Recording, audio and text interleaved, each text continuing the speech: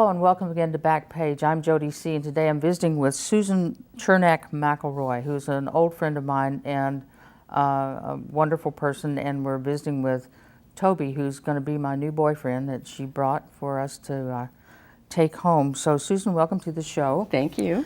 It's not often that I use the word exquisite when I refer to someone's writing, but when I talk about Susan's writing, that's exactly the word to use because it always is. It always has been. So talk to me about your work. I'm talking about this book, My Buffalo Dance, in particular, but I know you've got Several. So talk to me about your work. It's really developed over time. When I was diagnosed with cancer, God, it's 25 years ago now, and I realized when I was going through that process and I was looking for ways of approaching what was ever going to be left of my life, because I was told it was a terminal diagnosis. And this was what kind of cancer? It was squamous cell carcinoma, head and neck, stage 3, metastatic. Yeah. So it was like, my doctor told me to get my affairs in order, and he said, you should see your minister. I said, I don't have a minister. And he said, you need to find one soon. So that was how bleak that it was. And I realized I was only 38. And when you're looking for healthy models of dealing with a life-threatening illness at 38, who did I know who at that age was going through anything like that? My family was terrified. My friends were terrified. And I realized, since I'd always been a person who was like animals first, and of course if you have animals, they die in your care because they just don't have such a long lifespan as we would like. And those were the models. How did they go through their last days? And so I decided that in the time that I had left, I was going to talk about how important that relationship between humans and animals was, because it was keystone to me, just keystone to me. And so I decided that I would write a book. And I'd never written a book. I was a technical editor, so I knew I had some writing skills. And I found a publisher who happened to live up the block and was willing to give a go at it, because I told her that the name of the book would be Animals as Teachers and Healers. And she liked that title. And so she nursed me through the book. And what I wanted to write was my own stories, because I had a lot to tell. And she said, Susan, you're not an authority on this subject, and you don't get to just write your own stories yet. So we need quotes from people who are experts in the field of human-animal relations and science and philosophy and religion. And so my first book was some of my own stories, a lot of other people's experiences with moments that had meant a lot of them. And you were one of the stories in that book, which was where I met you, you sweetheart. And that was how it went. And then as I wrote more and more, they became my own stories. That first book wound up on the New York Times bestseller list. So that suddenly launched me into maybe being on my way to being an expert. And at that time, it was considered a pioneering book because there weren't a lot of books out there. The books on animals were like your picture book of cats or training your dog. Right. And so I kind of started a whole new trend, and now the shelves are crammed with excellent books on human and animal relations. And finally, with Why Buffalo Dance, which was my 5th book, then I got a publisher who would just let me do my own stories. And so that's a book of animal meditations through the seasons, primarily wild animals, but I talk about my dogs in there too. Yeah.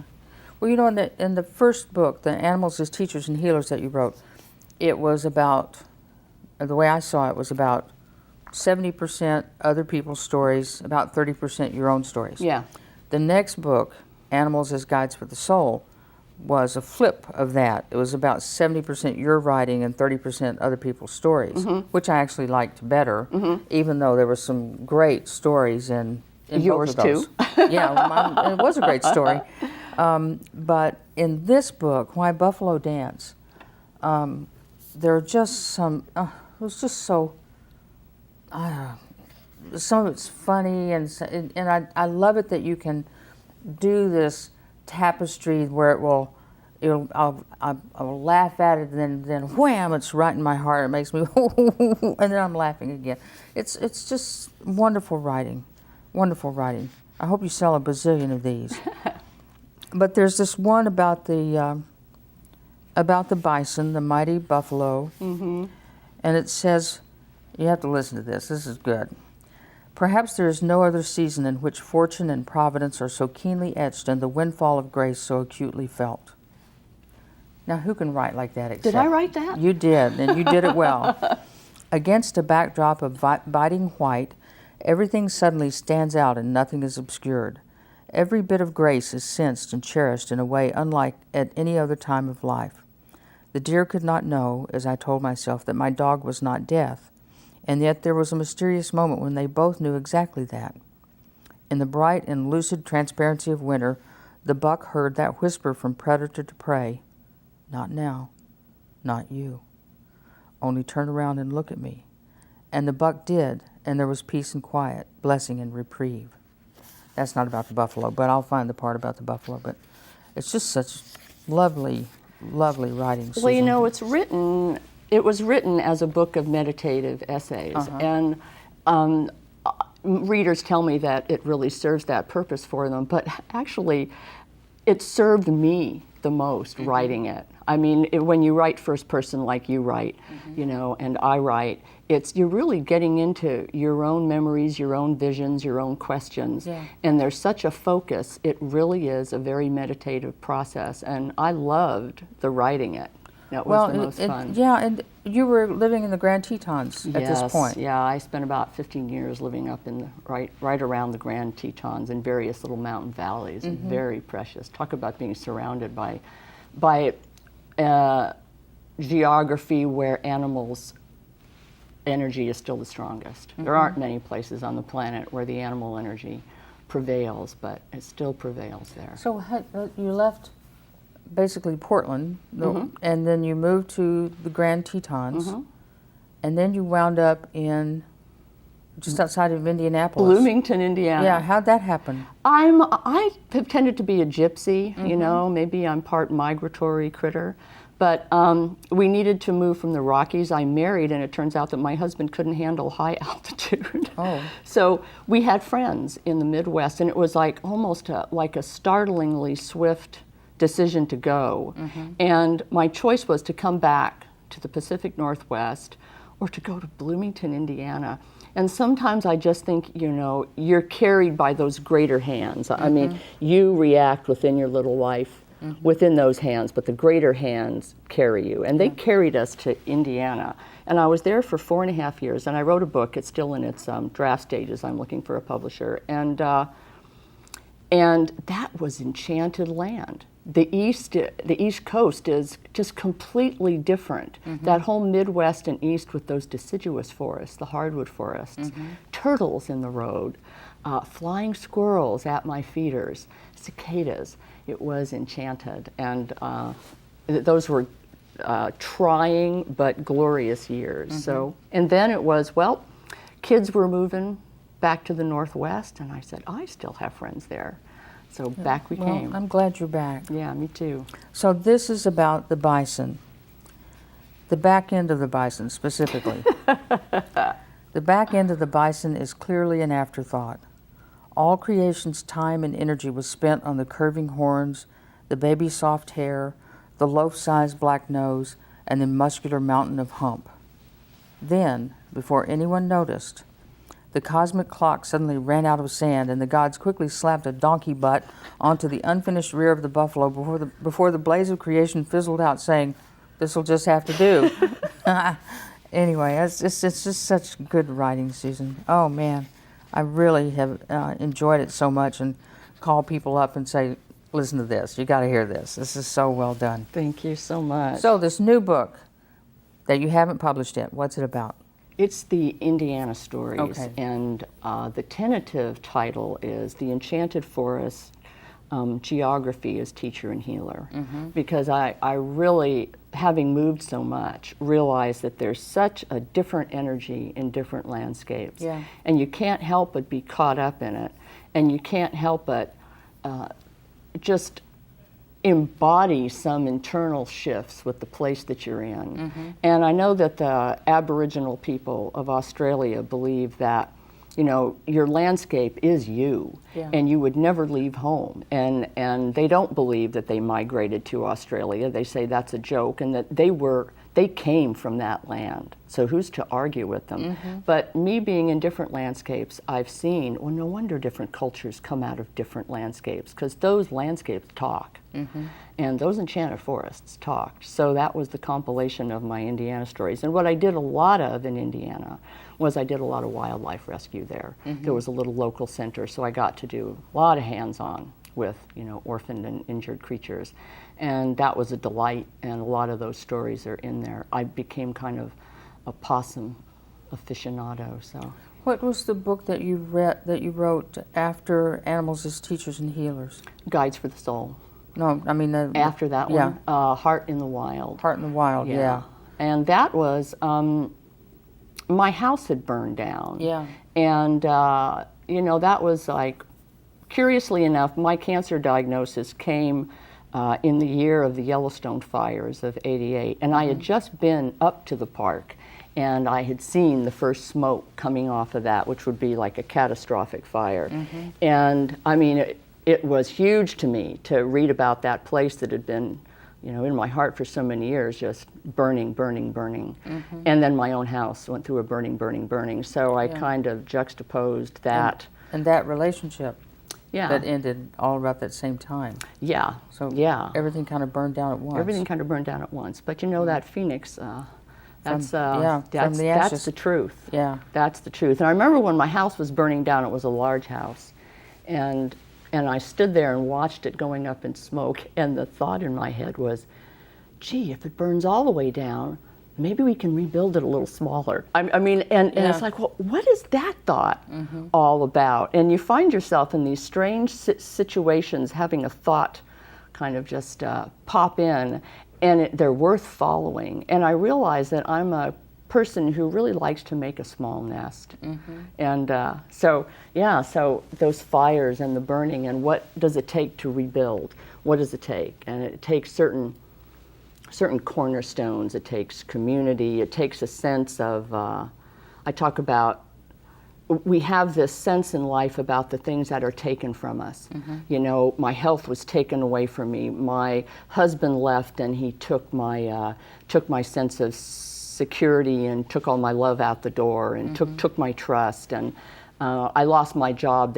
They took my way of making a living. They took the money. They took the food off my table. Well, when I had cancer, it was like, well, you know, man, a whole lot of things get taken. You never feel safe really again. And I thought, well, there's this whole notion of the giveaway in Native American spirituality, and it's like, well, what if I look at these things as the house was the giveaway in some way, and it's given.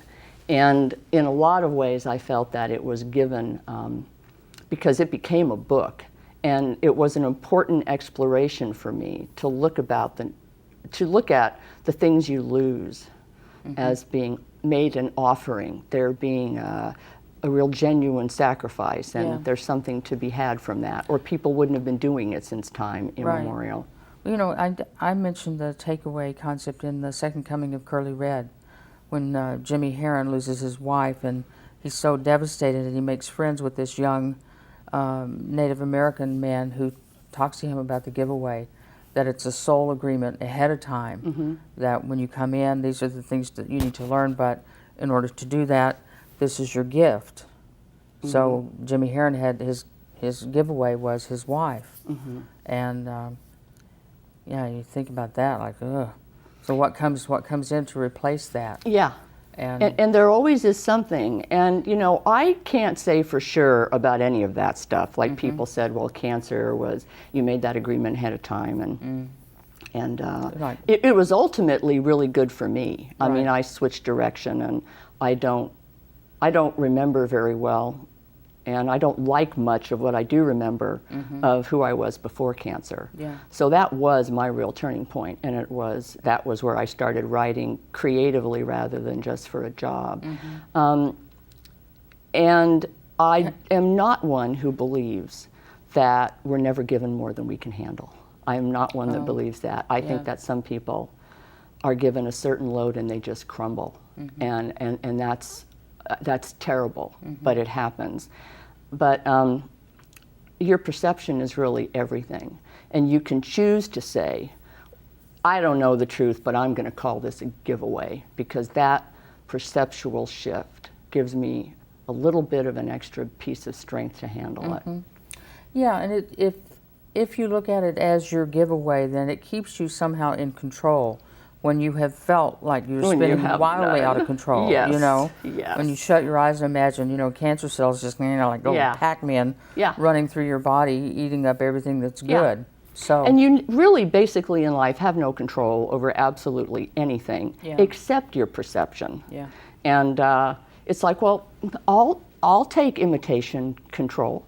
I mean, if that's just a little bit of that, that'll carry me through. Yeah. If that's not for real and a total rock solid, I'll take a piece. That'll help me through. We'll call it plike. Yes. That's what we used to do as kids. We would plike your Roy Rogers and plike I'm the Lone Ranger. So it's play-like. So if it's play-like control, we'll take it. Yeah. If you're just tuning in, I'm Jody C., and this program is Backpage, and we're visiting with my good friend and wonderful writer, Susan Chernak McElroy, about her life and her books, and it's really exquisite writing. If you have a chance to pick up anything that she's written, you won't be sorry about it, I promise you. So, what's your life like now? You're cancer-free. You still love animals. We know that. There's one of them now. There's one of them now. Little squirmy boy. Yes, I dressed so that we would be a matching couple today. I'm sort of black and tan, and he's way black and tan. Yeah. We just bought a little house in Camas, a little 1930s house, and the person who had lived there was dedicated to plants in pots, and I've been getting the plants. Pots with an S? Pots, yes, Okay. pots with an S. Never know. I just really want to create a bit of an urban sanctuary there in my little mill house. And I'm not a person who has the energy anymore. Radiation treatment can sometimes leave you with depression and kind of a chronic fatigue for, in your later years. And so I can't have farms and things anymore. I did that and I loved it, and the time has passed. And so I focus more on the wild critters in the yard. You can always put up a bird feeder. You can always have squirrels. And you've got bees now, and too. I have bees. I'm keeping bees. Yeah. Man, talk about just a whole different world. I mean, that social insect thing is... So what's happening with our bees now? Do you know? I don't think there's a question. I mean, it's very annoying when you read about that we really don't know about this, what this colony collapse is. It's a particular type of pesticide, and it's put out by a few major companies. Monsanto is one of them. It's worldwide, and it just debilitates the bees to the degree where that's it. I mean, that just puts them one little piece more over the top, more than all the other things that are assaulting them, like certain kinds of mites. And the way that we keep bees in the commercial production of honey is completely unnatural to bees, and I'm surprised that they've lasted for as long as they have. It's kind of stunning. So you put, you stack too many cards against them, and they're just going to go, and they're going. I mean, they are going, and people like me, and I'm new to this, so you've got that kind of new beekeeper zealot thing going. Yeah. We believe that the future of bees, if they're going to make it at all, is going to be with backyard beekeepers who do more natural beekeeping practices, so that the bees we do have are strong enough to fight all the different pesticides and the air pollution and the water pollution and the mites and everything else that's accosting them, radio frequencies and everything else. If you keep them in a way that's natural to them and healthy to them, and let them sort of run their own hives the way that they would, because they know what's healthy for themselves. They've been doing that for millions of years. Maybe those are the bees that will make it. And most of us who have those kinds of bees, we have feral swarms. We get them when they swarm somewhere else. So they're wild from someplace, and someone calls us and we go out with our bee friends and gather a swarm, and there you go. So hopefully those are the ones with the incredible genetic diversity, because the queens in those feral hives, when they go on their virgin flights, they'll mate with about anywhere from 12 to 15 different drones from different hives. So the diversity is Sluts. fantastic. Oh, yes. And they come back and it's like, whoa, mama. And bees that are kept commercially, they're impregnated, artificially inseminated, and sent into the hive. So we feel that these feral bees are the same thing as mutts, like this little guy. Chi-wiener, you know, that hybrid vigor, there's a lot to it. So we're hopeful that we're the little backyard beekeepers that'll keep some hives alive. This sounds like a book. Actually, my teacher, my bee teacher, is writing a book to that effect, and I'm going to be doing a read-through of it for her very soon. Is she calling it The Buzz? I don't know what she's calling it, That'd but be a good title. it would. You know, The Buzz, which is the, you know, the... It needs to be out there, Yeah. you know. It needs to be the buzz, It needs to actually. be out there, and it needs to be a buzz around family conversation tables and stuff, because everyone can help. You know, put some flowers in your backyard. That's a help. Well, you know, we lost a flowering plum tree a few years ago, and in the spring, before it became diseased, I don't know what happened to it, but we had to take it down while we still had a choice about which way it fell. But it would be just alive with bees in the spring. It was just such a wonderful sound, you know. Yes, now that I have the hive back in my yard, I have that sound all day. And I remember when I was a kid, I mean, you couldn't pass a bush that wasn't alive with bees. And I think there's something to that vibrational hum that's just good for the human system, and it's certainly good for my heart. Well, you know, there was another thing that I read. What was it that I wrote to you about?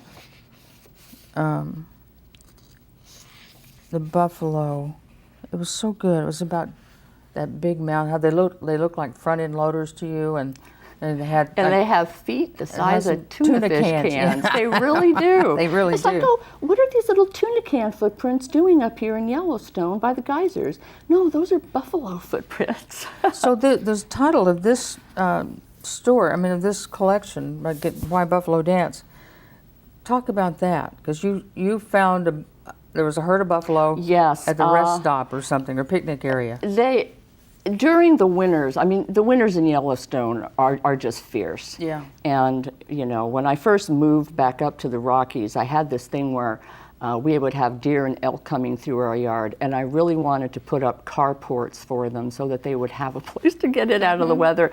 The winters are so severe, and animals, they don't waste energy. They just do a lot of standing still, because any extra exertion might make the difference between whether they get to see spring or not. I mean, it's that critical. So normally you would not think that animals at the very edge of the winter dearth would have the energy to play. And I was up in the park walking my dog and came across a herd of buffalo that were in a little picnic ground. And, you know, buffalo have very serious faces. They're not particularly expressive. They have small eyes and they're very small mouths, and they're totally covered with hair, and they make a very grunting, low sound, and they're ponderous creatures, and like you said, they are front end loaded. And I sat there and watched them coming through the picnic area, and they look like broomsticks come spring. Broomsticks with hides thrown over them. They're so thin. And in the middle of the conga line of buffalo moving through, this one buffalo stopped, and he looked at the picnic table, and he leaped up onto the picnic table, and he started doing the Pepe Le Pew kind of frolic. I called it the Buffalo Tarantella. And he was up there just dancing, ba-doop-ba-doop, and so the head, like this totally serious face, and then the front end going, boop, boop, boop, boop, boop, boop, boop, boop, boop. And all the other buffalo were like, get out. And then he jumped off the table and he bumped into one of them. And then that one was like moving around, and they were all kind of frolicking. And then they moved off, and I thought, oh my gosh, no one can tell me that play isn't vital to life. Because boy, if they had the energy for a frolic, when there's an energy for nothing left, well, then there's got to be something incredibly sustaining about good play. You know, I was reading a National Geographic magazine one time, and it was about animals in the Arctic playing. And there was a series of photographs, and one was of these little birds that found this icy slope. And they would hop up to the top and jump and slide down on their butts, and they kept doing it over and over and over. It's just like, you know, time to play. And then there was another one where a husky encounters a polar bear. Oh, I've seen that. And they play. They play. The photographer thinks this dog is toast, but the dog jumps down like that, and the bear does too. And they wrap it. The bear wraps its arms around the dog, and they're like cuddling. Yeah. You know, I mean, they're so much better about accepting differences than most of us are. Yeah. They really are. I'm going to read this one paragraph here, and then we're going to have to wind it up. This says, autumn calls for both rituals of letting go. There's the need to put to rest the projects that did not grow, to place them gently and without regret into the places that lie within us like burnished old chests, holding the wealth of all our unlived dreams and hopes. Next comes the ritual of celebrating the dreams that have matured and celebrating them with great fanfare before opening our hands to release those dreams too. Wanting to hold on to the successes, as I often do, wanting to luxuriate in them and puff out our chests about them and savor them and put just a few more finishing touches on them, we run the risk of making them wither. No matter how beautiful their fall color, trees release their leaves when the season is ended. Reaching my hands into the dove carrier to toss away the old paper and uneaten seeds, I pulled out 3 perfect tail feathers the colors of fall. I placed them carefully on my meditation table to remind me of the need to keep opening my hands to autumn. You're And good, that's Susan. the season that's coming. Yeah, you're so good. You know, it's the grief and the joy. Yeah. Well, listen, we're run out of time again talking, but thank you so much. Thank you. I'm Jody C. This program is Backpage. Be sure to join us again as we take another peek at the back page, and remember, we're all in this together. More the same than different. Do your best. Thank you. Thanks, Susan. Thanks, Toby. Thank you.